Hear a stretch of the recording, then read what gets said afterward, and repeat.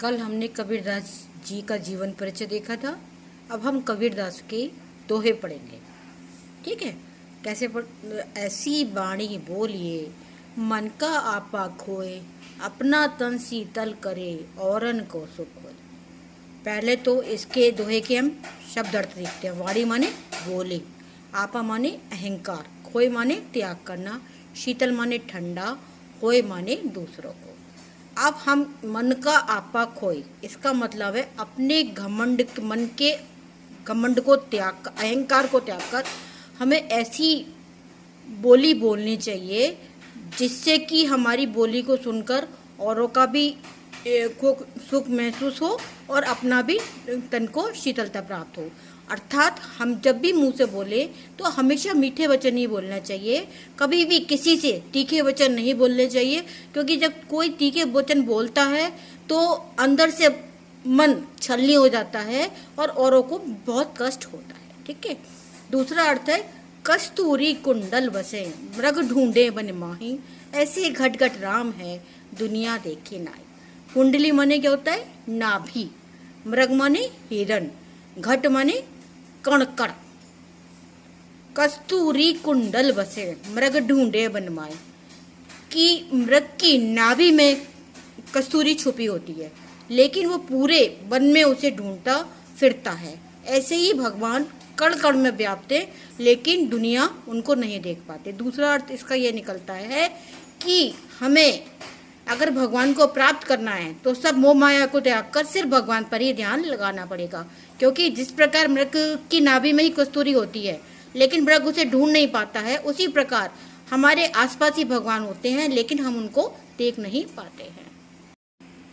अब हम कबीरदास का तीसरा दोहा पढ़ेंगे। जब मैं था तब अब हरि में नाही, सब अंधियारा मिट गया जब दीपक देखा माई। मैं का क्या अर्थ होता? अहम। अहम माने अहंकार। अहंकार का दूसरा अर्थ क्या होता है? घमंड। हरि माने परमेश्वर या ईश्वर। अंधियारा माने अंधकार। ठीक है। अब हम जब मैं था तब हरि नहीं। मैं का अर्थ क्या है? जब मेरे अंदर घमंड था तब मेरे अंदर क्या था? भगवान का निवास नहीं था। अब मेरे अंदर भगवान है तो घमंड नहीं है। ठीक है। सब अंधियारा मिट गया जब दीपक देखा माही। जब मैंने ईश्वर रूपी दीपक रूपी ईश्वर के दर्शन कर लिए तब मेरे अंदर से सब अंधकार समाप्त हो गया और मुझे हरि की प्राप्ति हो गई। इसलिए संसार में कहा जाता है कि भगवान को यदि प्राप्त करना है तो अपने अंदर से घमंड को त्याग करना पड़ेगा, क्योंकि भगवान घमंड नहीं स्वीकार करते हैं। इसका सबसे अच्छा उदाहरण अकबर था, जिसने देवी माँ को सोने का छत्र भी चढ़ाया था, लेकिन घमंड में उसने बोला था, इसलिए माँ ने उसका छत्र स्वीकार नहीं किया था।